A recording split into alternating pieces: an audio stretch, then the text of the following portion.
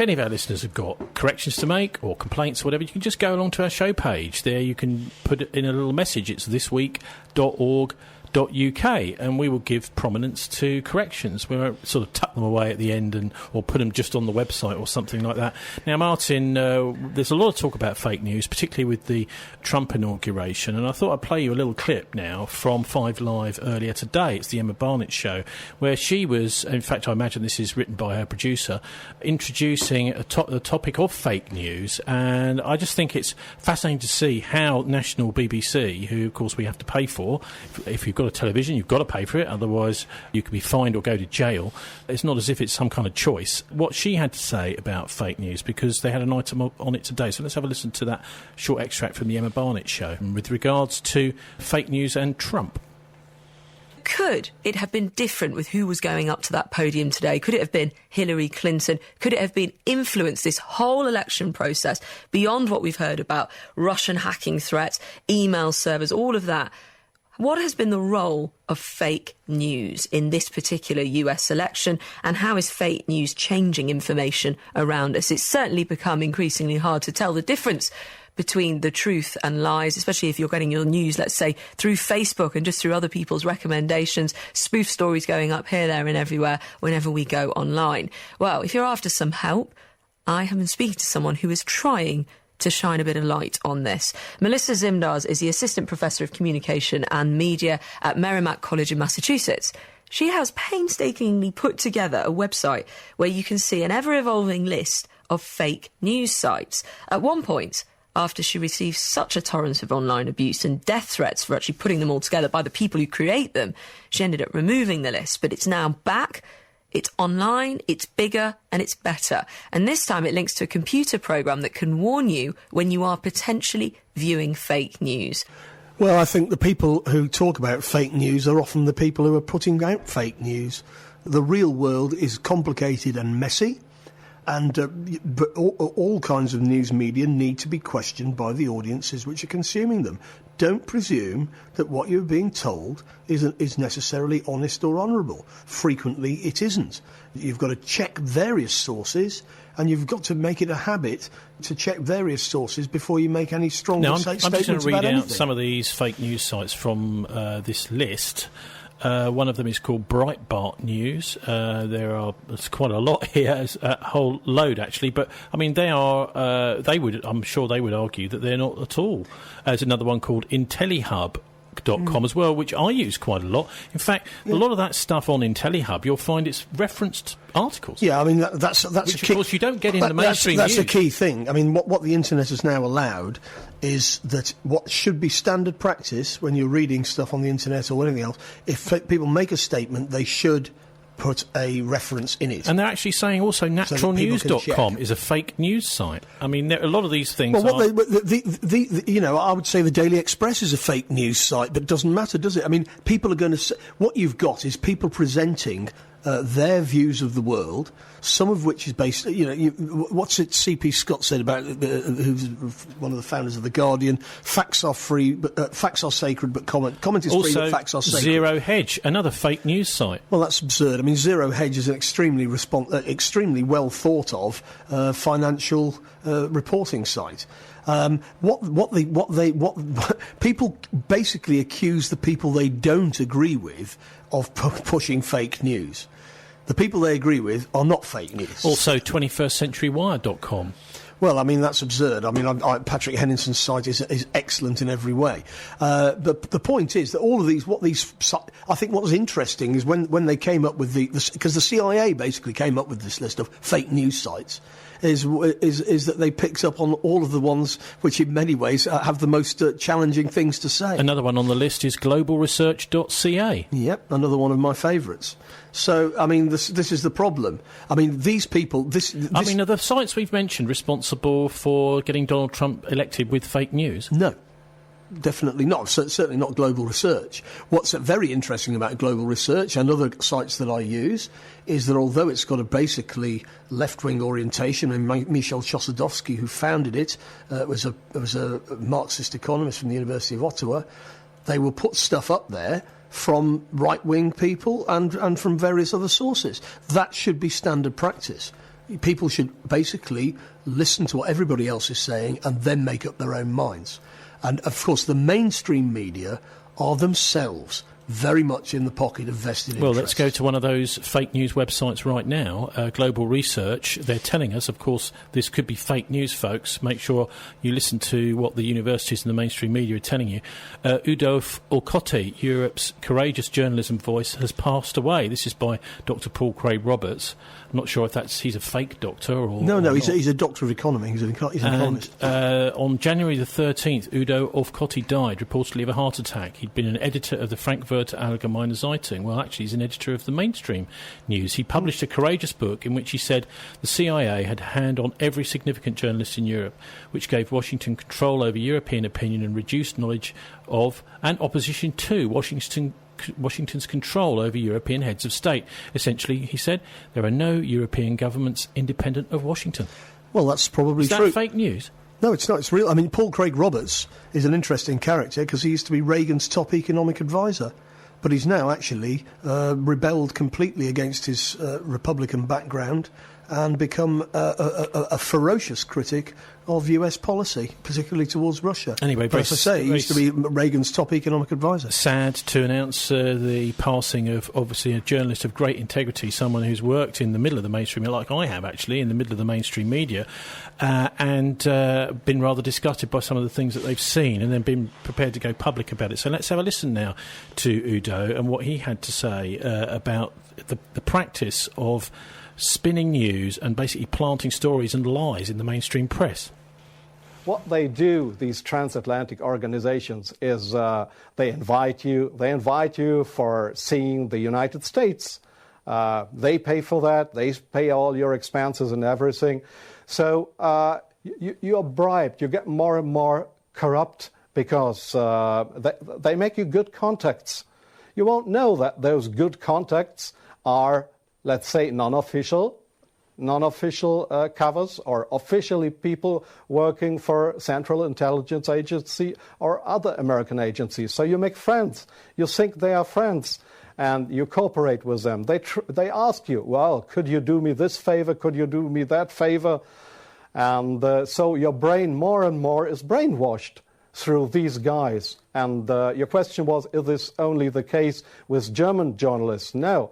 I think it is especially the case with British journalists because they have a much closer relationship. It is especially the case with Israelis, of course, with French journalists for a part, not that big as with German or with British journalists. It is the case for Australian journalists, for journalists from New Zealand, from Taiwan, there is many countries in the Arab world, like Jordan, for example, like Oman, the Sultanate of Oman. There is many countries where this happens, where you find people to claim they are respected journalists, but if you look behind them, you'll find they are puppets on a string of the Central Intelligence Agency. I'll give you one example. Sometimes the intelligence agencies, they come to your office and want you to write an article. I give you an example not from strange other journalists, from me myself. I've just forgotten the year. I just remember that the German Foreign Intelligence, Bundesnachrichtendienst, it is just a sister organization of the Central Intelligence Agency. It was founded by the American Intelligence Agency. So one day, the BND, this German Foreign Intelligence Agency, came to my office at the Frankfurter Allgemeine in Frankfurt. And they wanted me to write an article about Libya and about Colonel Muammar Gaddafi. I had absolutely no secret informations regarding Colonel Muammar Gaddafi and Libya. But they gave me all these secret informations, and they just wanted me to write, to sign the article with my name. I did that, but it was an article that was published in the Frankfurter Allgemeine that originally came from the Bundesnachrichtendienst, from the German Foreign Intelligence Agency. So do you really think that this is journalism, intelligence agencies writing articles? Well, of course, it's not, Martin. Can you just explain how this has come to pass, where with the concentration of media in this country, in London, it's not all that far for people to go from, say, MI6 or the US Embassy to headquarters of a big London press organisation, whether it's newspapers, whether it's a wire service, or whether they're broadcasters, and just simply tell them what to say?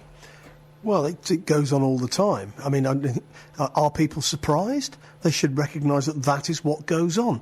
The powerful use their influence to shape events, partly by shaping people's perception of events through controlling narrative. And that is fundamental to what goes on. And I think very rarely do you find independent journalism. It's out there, but it's like gold dust. The founding there's an awful lot of lies and spin. The editor of the Frankfurter Allgemeine Zeitung newspaper, he was a lawyer, Dr. Rudolf Müller.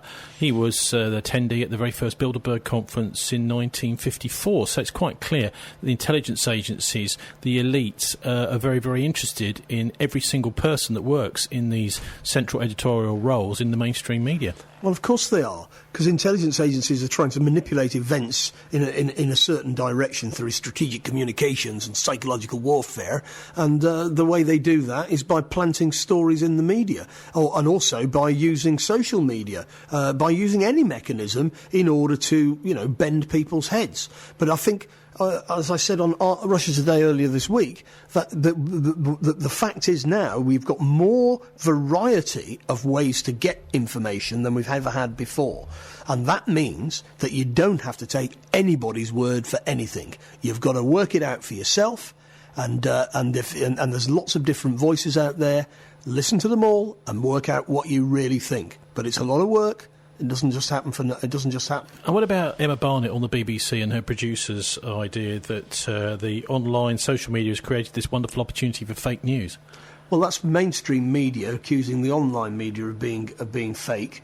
But I would say that there's fake news both on online media and in the mainstream media. Some online media is much more perspicacious than mainstream, and some mainstream media is a lot better than some rubbish on the internet. You know what I think? I think we should go through some of this fake media. In fact, you might even find some very good sites on there, and put a couple of... I think what we'll do on our show page tonight, I'll put a link to what I would consider to be fake news sites that are accused of being fake news, but actually they're giving you the real stuff. So I'll put a link to that on my page a little bit later on. Anyway, Martin, we're right in the middle of... Trump has just been inaugurated. We had a bit of some of what he's been saying on the 6 o'clock Murdoch News. One of the things he's said is that radical Islamic terror will be eradicated completely from the face of the earth. Now, was it radical Islamic terror that was behind the 9/11 attacks? Well, Trump himself said on the day of the attacks, I build buildings like this, and there must have had bombs in the buildings. Those buildings don't collapse like that just because planes crash into them. And that's right, Donald. Buildings like that don't collapse like that. So it wasn't masterminded from a cave in Afghanistan. It must have been an inside job. Must have been. Now, let's have a listen now to this week's feature on the prospects for the Trump presidency. And only this week I spoke to a guy with the pen name of The Saker. He runs his own blog, and he's a former military advisor to the United Nations. What does he make of Trump? My pen name is The Saker. I write a blog called thesaker.is. Usually, originally it was called The Vineyard of the Saker. I was born in a family of refugees from Russia, born in Europe, where I worked as a military analyst, worked at the UN also, and then I lost my career due to ideological differences with my bosses. Let's just leave it at that. And I moved back to the United States, where first I actually was homeschooling my children. I had 3 small kids, and my wife was actually working and feeding the family. And then I began the blog just for myself. It was an itch that I felt like scratching. It was not at all planned as something that people would notice. But I think the events in the Ukraine suddenly gave the blog some visibility, because I was basically, I think, the only person who was writing in English, but from a strongly Russian cultural and political point of view, which made it somewhat different from most other blogs. And ever since, basically this blog grew into a community of blogs of different languages, where my articles are translated, and also the other blogs. There's one in Spanish, in Italian, in Serbian, in Russian, and French. They basically can also publish their own articles. So right now there's a community of blogs pretty much worldwide, which is called the Sacred Community, and we all blog together. That's sort of a short introduction. Now, your work at the United Nations, I think many people look to the UN whenever it comes to conflict, and we've had enough of that since the September the 11th attacks. What would you point to as the main flaws with the UN, and what potential things can be done to actually beef it up a bit so it can do its job? Well, first of all, I should probably confess that in regards to September 11th, I don't think that this was... I don't believe the official story at all. I'm pretty convinced that this is actually an inside job made by the American deep state. So I don't think the UN could have done anything about it in any way, shape, or form. Actually, I'm not that critical of the UN. I think that it actually represents a fairly good compromise. I mean, at least the notion that international law should be sovereign over all the countries on the planet, I think, is a fundamentally sound one. I also happen to think that the existence of a Security Council with permanent members having the veto right is also a good one. It's basically a way to avoid world wars.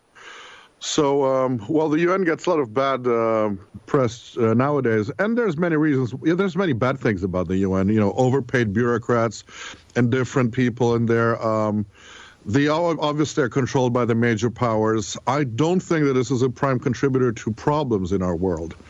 I think the hegemony of the United States is far more detrimental to the international order, and the wholesale abandonment of the respect for international law by first Israel and later by the United States. I think these are the prime causes which make the UN unable to fulfill its function